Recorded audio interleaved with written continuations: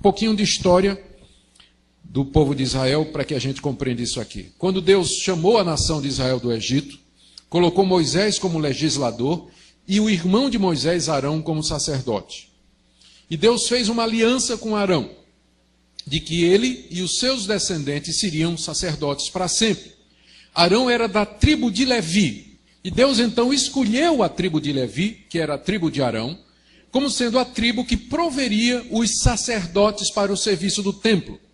Então, há uma aliança de Deus com a tribo de Levi, que é a tribo de Arão.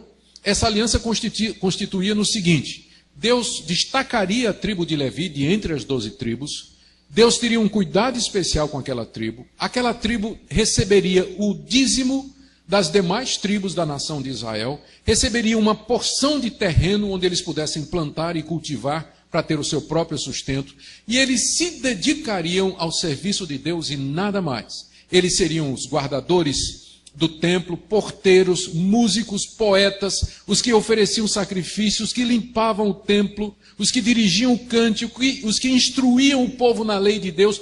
Todo o serviço divino estava a cargo da tribo de Levi. Era uma tribo especial, destacada entre as outras. Eles só faziam aquilo.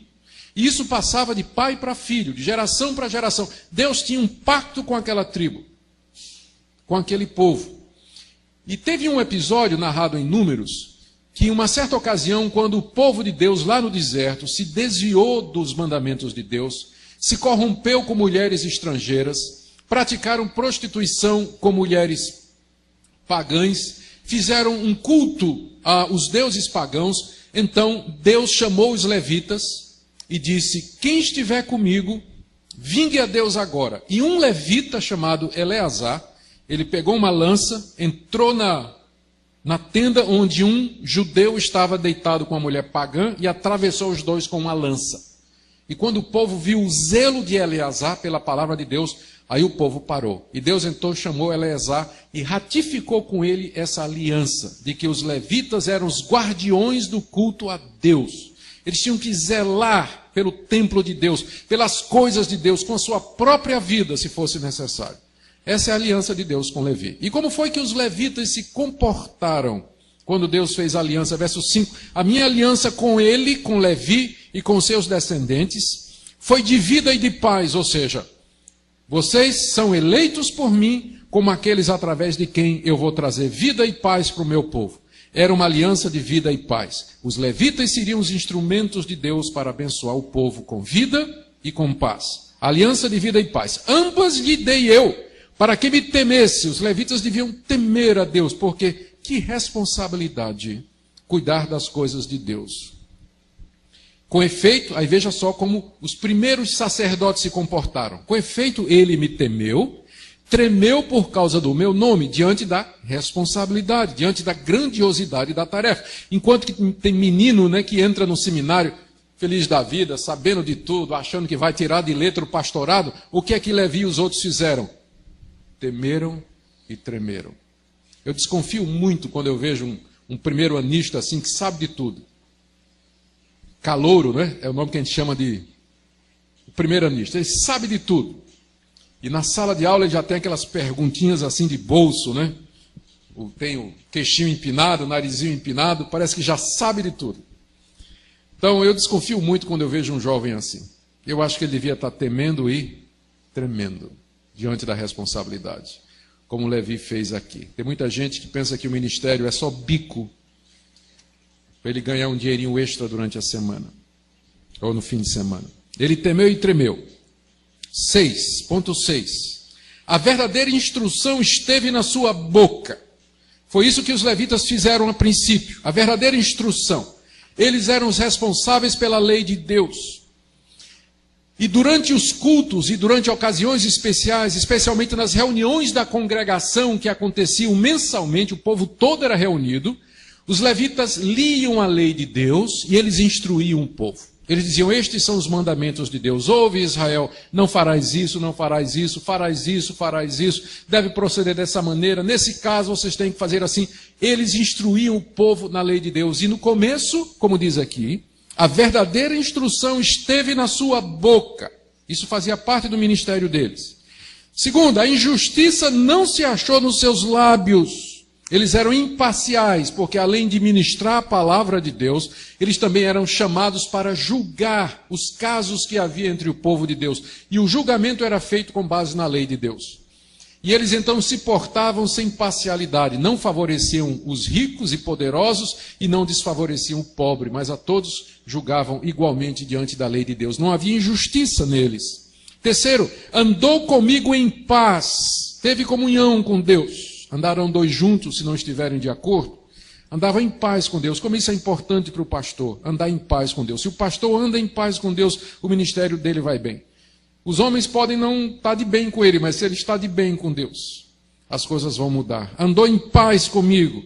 Quarto, da iniquidade apartou a muitos. Gente, isso aqui é a parte mais importante que o sacerdote tinha que fazer, era apartar o povo da iniquidade.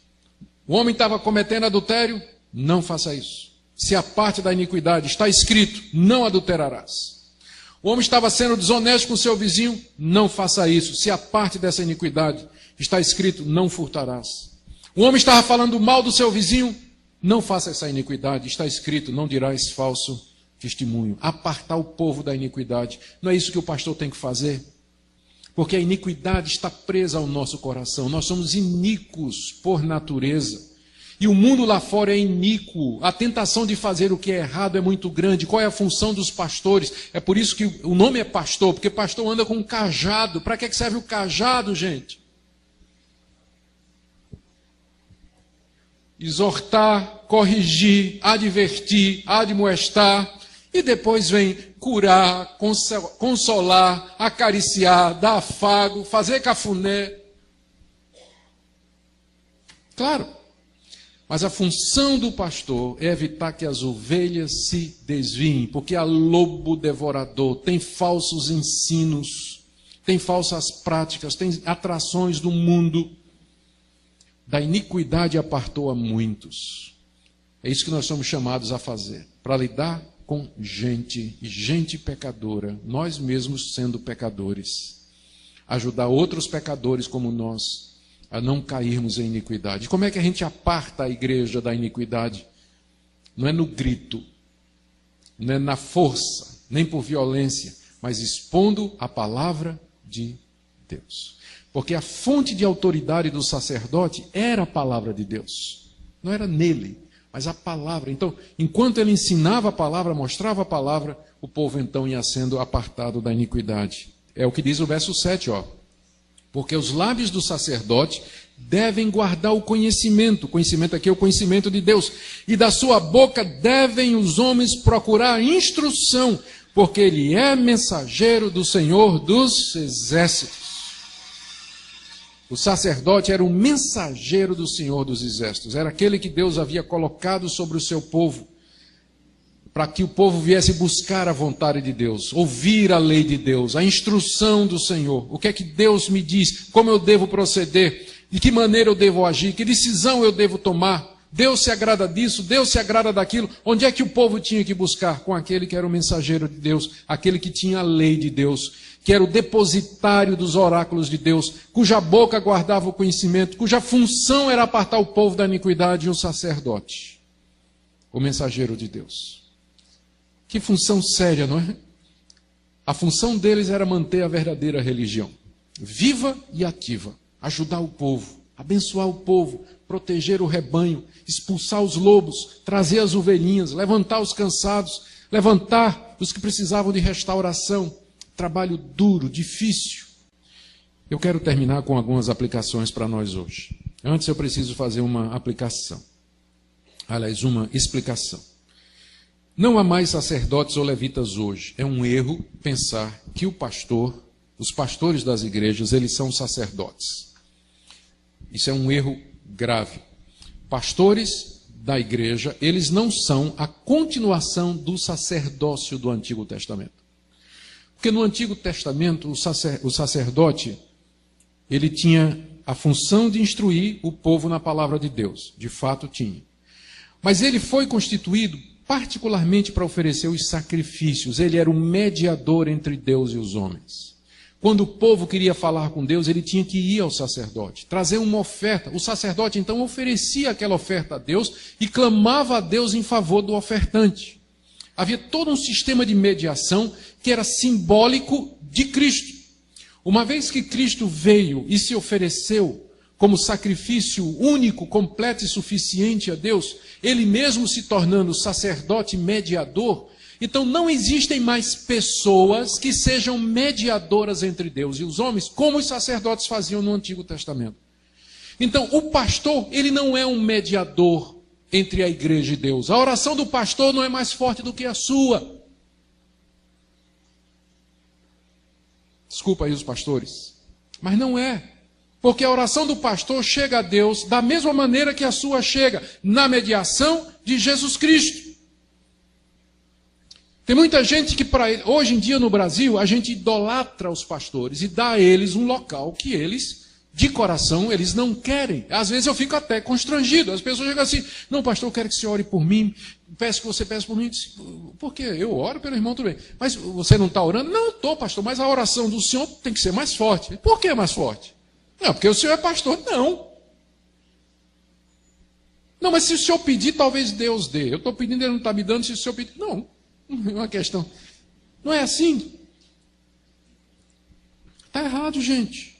Nós não temos mais sacerdotes e levitas na igreja de Cristo. Todo o povo de Deus é sacerdote e todo o povo de Deus é levita. É isso que Pedro diz na sua primeira carta, capítulo 2. Vós sois sacerdócio real, nação santa, povo dedicado a Deus, propriedade exclusiva dele. Então eu fico muito angustiado quando eu vejo no nosso país proliferarem bispos, apóstolos autonomeados, gente que usurpa a titulação e se coloca como dono da igreja de Deus. Isso é ruim para a igreja, isso é ruim para o rebanho. Como se fosse uma pessoa assim destacada. A oração dos 318 homens de fé. Gente, onde é que está isso na Escritura? Onde está isso? Não. Nós só temos um mediador e um sacerdote, que é Jesus Cristo. E nesse ponto nós nos separamos da Igreja Católica.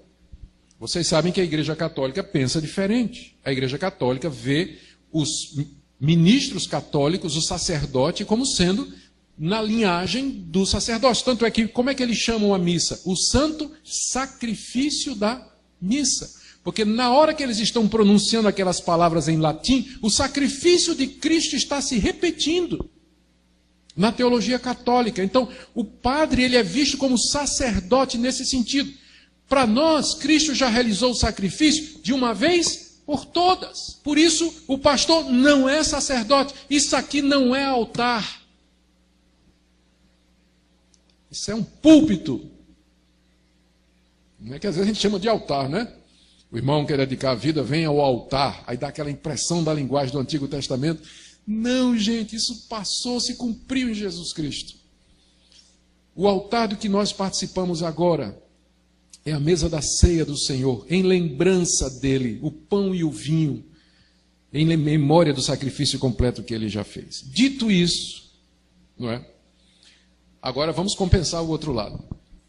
Mesmo que Deus não tenha mais sacerdotes hoje, todavia, ele colocou na sua igreja pastores e mestres para conduzir, orientar e deu a eles a responsabilidade de guiar o rebanho. Então, embora esses pastores e mestres, eles não são sacerdotes e não são mediadores, somos gente absolutamente igual a vocês, inclusive na teologia evangélica não tem essa nomenclatura leigo e clero, isso é nomenclatura católica. Os protestantes acabaram com essa distinção entre leigo e clérigo, porque para nós tudo é sagrado.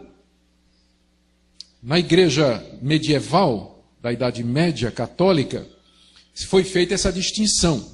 O sacerdote era considerado, o clero era considerado santo destacado, é um sacramento, é um dos 7 sacramentos da igreja católica, ser padre. Então, o padre era visto como uma pessoa superior. Os outros eram leigos. Isso fazia parte da visão católica de que o que era da igreja era santo e o que não fosse da igreja era profano. Se você, por exemplo, perguntasse a alguém na Idade Média, coloque aqui nessa coluna, santo ou profano? Comer um churrasco, profano. Ir para a igreja, santo. Dar o dízimo, santo. Assistir um jogo de futebol, profano. Então, entende? O mundo era dividido em santo e profano. Os protestantes vieram e disseram, não tem isso não. A Bíblia diz, quer comais, bebais ou façais outra coisa qualquer, fazei tudo para a glória de Deus. Se você não puder fazer para a glória de Deus, então não faça. Tem coisa que não dá para fazer para a glória de Deus, não é?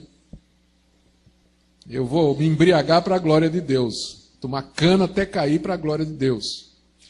Vou torcer pelo Corinthians. Não, isso aí pode. Isso aí não tem problema. Pode não? Estão dizendo aqui, santo ou profano? Tá, vamos fazer. Nós acabamos com essa distinção. Por quê? Porque para os reformadores, qualquer atividade da vida, ela é santa. Você pode ser um marceneiro para a glória de Deus, um motorista de táxi para a glória de Deus, um médico para a glória de Deus e um pastor para a glória de Deus. Então não tem mais essa distinção. O pastor não pode ser visto como o clero, um homem mais santo. Não toqueis nos ungidos do Senhor. E sabe aquela história? Ele é um homem do povo chamado para servir a Deus na ministração da sua palavra. Dito isso, nós temos que lembrar que Deus chama pessoas a quem ele responsabiliza pelo culto e pelo andamento da igreja. A Bíblia se refere a eles como pastores, mestres, presbíteros, diáconos, há várias nomenclaturas que a Bíblia usa, mas sempre a função é essa, é ser instrumento de Deus para abençoar o povo, através da sua palavra e do culto a Deus. Não é isso que o pastor tem que fazer? Porque a iniquidade está presa ao nosso coração, nós somos iníquos por natureza. E o mundo lá fora é iníquo. A tentação de fazer o que é errado é muito grande. Qual é a função dos pastores? É por isso que o nome é pastor, porque pastor anda com um cajado. Para que serve o cajado, gente? Exortar, corrigir, advertir, admoestar. E depois vem curar, consolar, acariciar, dar afago, fazer cafuné. Claro. Mas a função do pastor é evitar que as ovelhas se desviem, porque há lobo devorador, tem falsos ensinos, tem falsas práticas, tem atrações do mundo. Da iniquidade apartou a muitos. É isso que nós somos chamados a fazer, para lidar com gente pecadora, nós mesmos sendo pecadores. Ajudar outros pecadores como nós a não cairmos em iniquidade. Como é que a gente aparta a igreja da iniquidade? Não é no grito, não é na força, nem por violência, mas expondo a palavra de Deus. Porque a fonte de autoridade do sacerdote era a palavra de Deus. Não era nele, mas a palavra. Então, enquanto ele ensinava a palavra, mostrava a palavra, o povo então ia sendo apartado da iniquidade. É o que diz o verso 7, ó. Porque os lábios do sacerdote devem guardar o conhecimento aqui é o conhecimento de Deus, e da sua boca devem os homens procurar instrução, porque ele é mensageiro do Senhor dos exércitos. O sacerdote era o mensageiro do Senhor dos exércitos, era aquele que Deus havia colocado sobre o seu povo, para que o povo viesse buscar a vontade de Deus, ouvir a lei de Deus, a instrução do Senhor. O que é que Deus me diz? Como eu devo proceder? De que maneira eu devo agir? Que decisão eu devo tomar? Deus se agrada disso? Deus se agrada daquilo? Onde é que o povo tinha que buscar? Com aquele que era o mensageiro de Deus, aquele que tinha a lei de Deus, que era o depositário dos oráculos de Deus, cuja boca guardava o conhecimento, cuja função era apartar o povo da iniquidade, e o sacerdote, o mensageiro de Deus. Que função séria, não é? A função deles era manter a verdadeira religião, viva e ativa, ajudar o povo, abençoar o povo, proteger o rebanho, expulsar os lobos, trazer as ovelhinhas, levantar os cansados, levantar os que precisavam de restauração.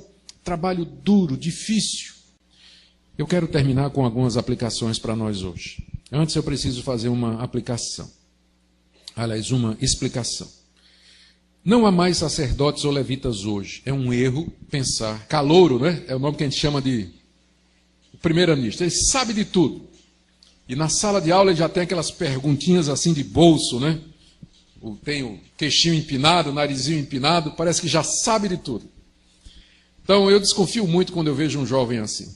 Eu acho que ele devia estar temendo e tremendo diante da responsabilidade, como Levi fez aqui. Tem muita gente que pensa que o ministério é só bico para ele ganhar um dinheirinho extra durante a semana, ou no fim de semana. Ele temeu e tremeu. 6.6. A verdadeira instrução esteve na sua boca. Foi isso que os levitas fizeram a princípio, a verdadeira instrução. Eles eram os responsáveis pela lei de Deus. E durante os cultos e durante ocasiões especiais, especialmente nas reuniões da congregação que aconteciam mensalmente, o povo todo era reunido, os levitas liam a lei de Deus e eles instruíam o povo. Eles diziam, estes são os mandamentos de Deus. Ouve, Israel, não farás isso, não farás isso, farás isso, farás isso, deve proceder dessa maneira, nesse caso vocês têm que fazer assim. Eles instruíam o povo na lei de Deus. E no começo, como diz aqui, a verdadeira instrução esteve na sua boca. Isso fazia parte do ministério deles. Segundo, a injustiça não se achou nos seus lábios. Eles eram imparciais, porque além de ministrar a palavra de Deus, eles também eram chamados para julgar os casos que havia entre o povo de Deus. E o julgamento era feito com base na lei de Deus. E eles então se portavam sem parcialidade, não favoreciam os ricos e poderosos e não desfavoreciam o pobre, mas a todos julgavam igualmente diante da lei de Deus. Não havia injustiça neles. Terceiro, andou comigo em paz, teve comunhão com Deus. Andaram dois juntos se não estiverem de acordo. Andava em paz com Deus. Como isso é importante para o pastor, andar em paz com Deus. Se o pastor anda em paz com Deus, o ministério dele vai bem. Os homens podem não estar de bem com ele, mas se ele está de bem com Deus, as coisas vão mudar. Andou em paz comigo. Quarto, da iniquidade apartou a muitos. Gente, isso aqui é a parte mais importante que o sacerdote tinha que fazer. Era apartar o povo da iniquidade. O homem estava cometendo adultério, não faça isso. Se a parte da iniquidade está escrito, não adulterarás. O homem estava sendo desonesto com seu vizinho, não faça isso. Se a parte dessa iniquidade está escrito, não furtarás. O homem estava falando mal do seu vizinho, não faça essa iniquidade. Está escrito, não dirás falso testemunho. Apartar o povo da iniquidade. Não é isso que o pastor tem que fazer? Porque a iniquidade está presa ao nosso coração. Nós somos iníquos por natureza. E o mundo lá fora é iníquo. A tentação de fazer o que é errado é muito grande. Qual é a função dos pastores? É por isso que o nome da aula já tem aquelas perguntinhas assim de bolso, né? Tem o queixinho empinado, o narizinho empinado, parece que já sabe de tudo. Então eu desconfio muito quando eu vejo um jovem assim. Eu acho que ele devia estar temendo e tremendo diante da responsabilidade, como Levi fez aqui. Tem muita gente que pensa que o ministério é só bico para ele ganhar um dinheirinho extra durante a semana, ou no fim de semana. Ele temeu e tremeu. 6.6. A verdadeira instrução esteve na sua boca.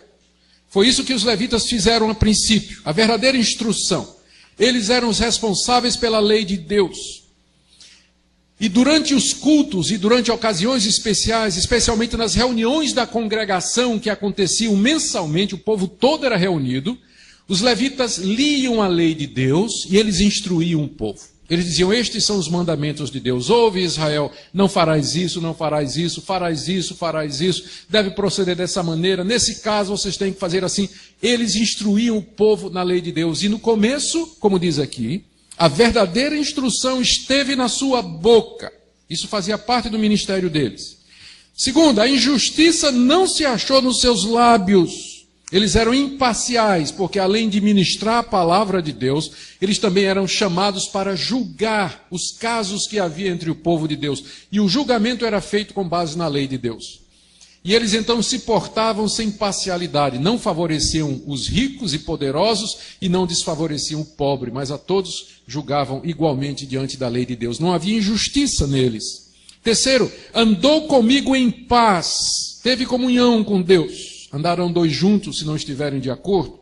Andava em paz com Deus. Como isso é importante para o pastor, andar em paz com Deus. Se o pastor anda em paz com Deus, o ministério dele vai bem. Os homens podem não estar de bem com ele, mas se ele está de bem com Deus, as coisas vão mudar. Andou em paz comigo. Quarto, da iniquidade apartou a muitos. Gente, isso aqui é a parte mais importante que o sacerdote tinha que fazer. Era apartar o povo da iniquidade. O homem estava cometendo adultério? Não faça isso. Se aparte da iniquidade. Está escrito, não adulterarás. O homem estava sendo desonesto com seu vizinho? Não faça isso. Se aparte dessa iniquidade. Está escrito, não furtarás. O homem estava falando mal do seu vizinho? Não faça essa iniquidade. Está escrito, não dirás falso testemunho. Apartar o povo da iniquidade. Não é isso que o pastor tem que fazer? Porque a iniquidade está presa ao nosso coração. Nós somos iníquos por natureza. E o mundo lá fora é iníquo. A tentação de fazer o que é errado é muito grande. Qual é a função dos pastores? É por isso que o nome é pastor, porque pastor anda com um cajado. Para que serve o cajado, gente? Trazer as ovelhinhas, levantar os cansados, levantar os que precisavam de restauração. Trabalho duro, difícil. Eu quero terminar com algumas aplicações para nós hoje. Antes eu preciso fazer uma aplicação. Aliás, uma explicação.